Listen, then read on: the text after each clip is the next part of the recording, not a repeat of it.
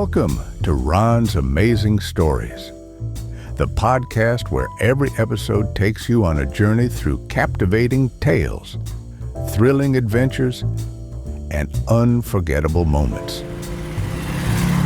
It's amazing. From heart-pounding mysteries to inspiring true stories, we'll bring you narratives that spark your imagination and keep you on the edge of your seat. So sit back, relax, and get ready to explore the extraordinary. Because with Ron, every story is an amazing story. That's amazing.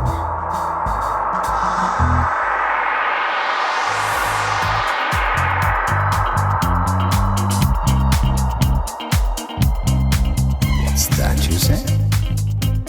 Hello and welcome to the podcast. This week we're stepping into one of the most chilling and thought-provoking tales ever to come out of the golden age of radio. Our story is Donovan's Brain, a tale that blends science fiction with psychological horror in a way that still holds up today. More about that later. Originally written by Curt Siodmak, a German-American author and screenwriter. The story first appeared as a serial in Black Mask magazine in 1942 before being published as a novel in 1943. The premise alone is enough to raise an eyebrow, or maybe the hair on the back of your neck. A brilliant scientist attempts to keep a human brain alive after death, but not just any brain. This one belongs to a ruthless millionaire, W.H. Donovan, and as you might expect, things don't go exactly according to plan.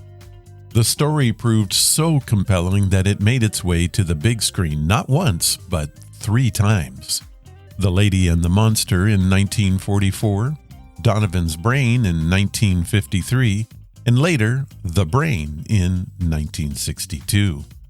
Additionally, a television adaptation was produced for the Studio One anthology series in 1955. Each adaptation explored the same unsettling question. What happens when science crosses the line into something that it was never meant to control? Tonight, we revisit this story from one of the earliest and most memorable adaptations that the golden age of radio has to offer.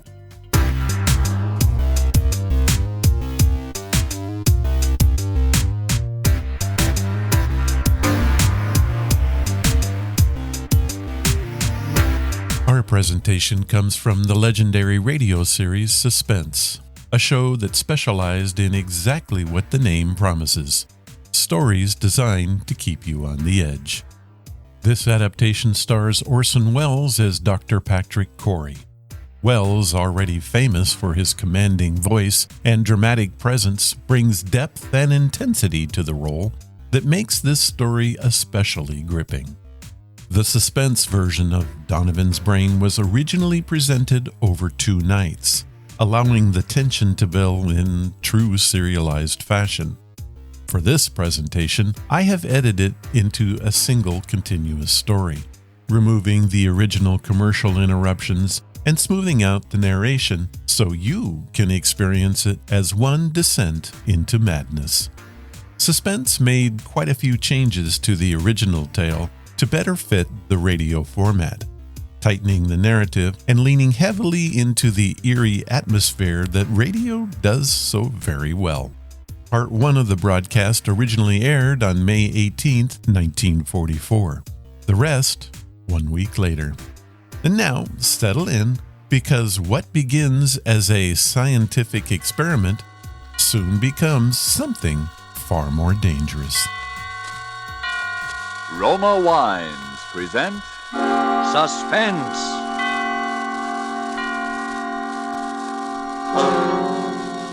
Roma Wines, made in California for enjoyment throughout the world. Salud. Your health, senor. Tonight from Hollywood, we bring you as star Mr. Orson Welles, in which he will appear as the protagonist of Curt Siodmak's novel, Donovan's Brain. producer of Suspense, and its sponsors, the Roma Wine Company of Fresno, California, feel that this story is so unusual that it merits more than our usual time. And now with part one of Donovan's Brain, and with the performance of Orson Welles as Dr. Patrick Cory, we again hope to keep you in suspense.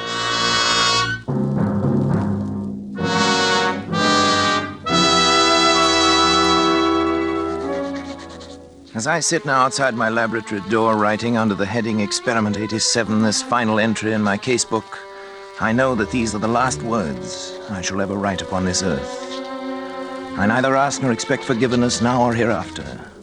But for those who seek some explanation, I refer them simply to this casebook. Let them read it carefully from its first entry on that ill-starred day of July the 13th.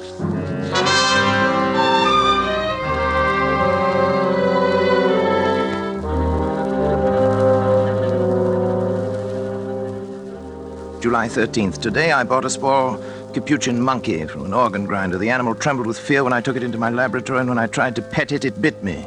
I had to make it trust me completely. Fear causes an excess secretion of adrenaline, resulting in an abnormal condition of the bloodstream which would throw off my observations, so I fed it, and finally the creature voluntarily crept up into my arms, uttering little whimpers of content. When it laid its head against my shoulder, I stabbed it with a surgical lancet. It died instantly.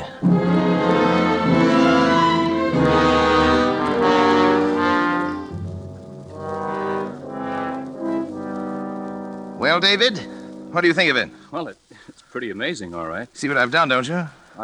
I think so. You think so? Good Lord, don't you know? Well, after all, Dad, I'm only a second-year medical I know, student. but what if I was a second-year student? Who is it? It's me, Janice. Come in, darling. Patrick, Dr. Schrott is here to see you. Oh, come on in, Doctor. You know our son David, of course. Yes, of course. How are you, my boy? Fine, thanks, Doctor. Well, Patrick, hard at it as usual, I see. Patrick, you didn't eat the lunch I sent in to you. Well, what is it this time, Patrick? A brain. What? A monkey's brain. Oh, What about the brain, Patrick? I've been trying to see how long I can keep the tissue alive. Oh, is that it in that jar? There's considerably more to it than just a jar, though. Want to see how it works? is it still alive? In a way, yes. It's a fairly simple device, actually, Doctor. Variation on Corell's mechanical heart. The brain lies in a bath of blood serum. These rubber arteries are fixed to the vertebral and internal carotid arteries of the brain. The blood substance is forced through the cycle of Willis to feed the tissue. Over here, I've installed a small rotary pump that forces the blood circulation, you see? But how do you know it's alive? It's very easy to determine. The brain, when functioning, gives off infinitesimal electrical impulses. They can be measured. As a matter of fact, I've hooked the encephalograph up to a small amplifying system. The brain impulses can actually be heard. Here, I'll turn it on. You see?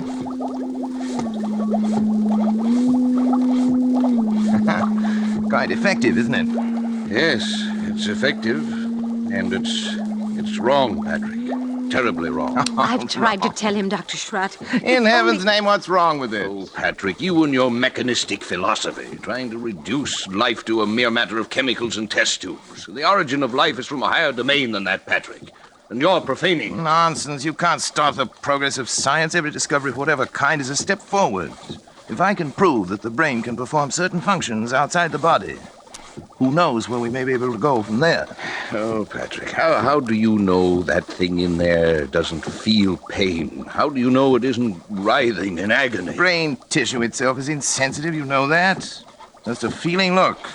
I'll switch on the encephalograph. See? There. Notice the faintness of the amplified alpha rays. Notice the comparatively slow rate of pulsation now. Notice what happens when I tap on the glass jar. See?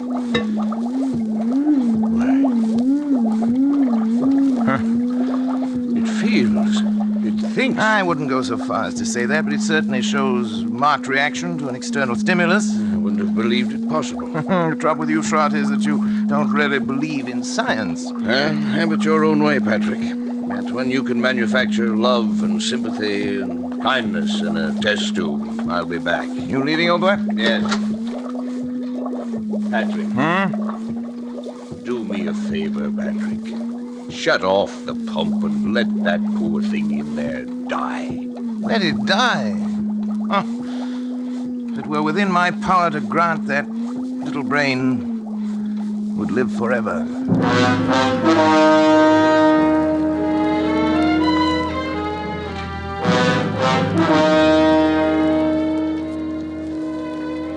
July 18th. I'm utterly exhausted from lack of sleep at the events of the past 5 days have been of such tremendous importance that I must set them down while every last detail is still fresh in my mind. I've had no time to make an entry in this record since that day last week. It seems a month ago now, and I had my first partial success with the brain of the Capuchin monkey. At that time, however, it seemed that I was doomed to disappointment. In spite of all my efforts, the brain of the monkey ceased to live at 12:14 that night. Tired and disheartened, I lay down to sleep on the cot in my laboratory, but at that very moment, fate was contriving an occurrence which now seems destined to have the most profound effect not only upon my own existence, but perhaps upon that of all mankind.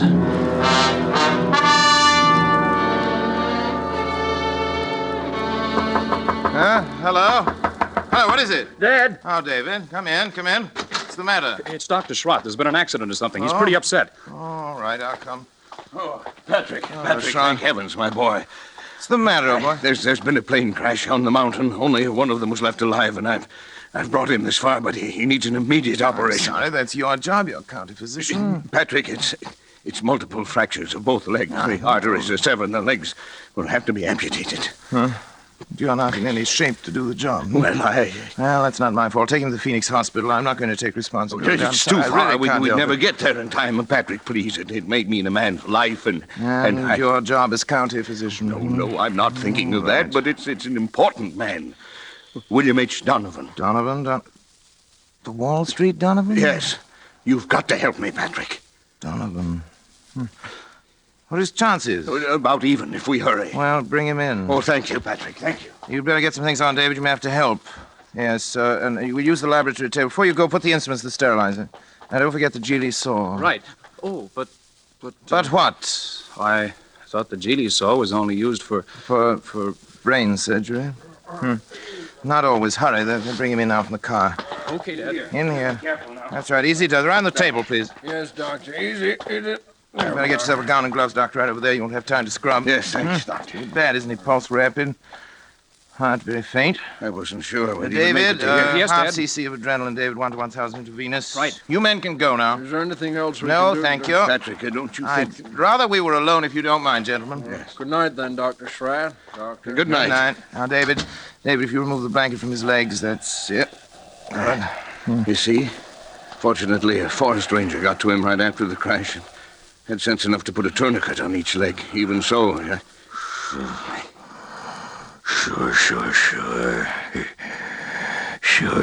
Sure. We'll get it. Sure. What's he saying? Something like, sure. He said it over and over. I hadn't realized he was deformed. It doesn't show as much in his pictures. Patrick, don't you think we ought to begin? No, there's no use amputating those legs. No use. He'll be dead anyway by morning. Well, won't it? Suppose you're right, Patrick. You know I'm right. But still, we ought to try. We can't refuse to operate just We are because... going to operate.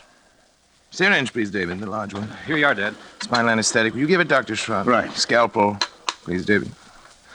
Scalpel and the Geely saw. Geely saw? Patrick. Well... No, Patrick, I won't let you. After your performance tonight? Well, But, Patrick, he's still alive. Precisely. My mistake with the monkey was that he was dead. I don't intend to make that mistake again. Come on, David, Patrick, the scalpel. Are you out of your mind? You're taking a man's life. I'm giving him life. Donovan would die anyway. But for a while at least, Donovan's brain will live.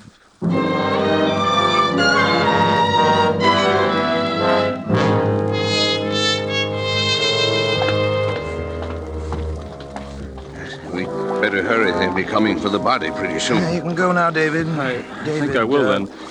You understand, of course? Yes, I understand. Not a word to your mother or to anyone. I understand.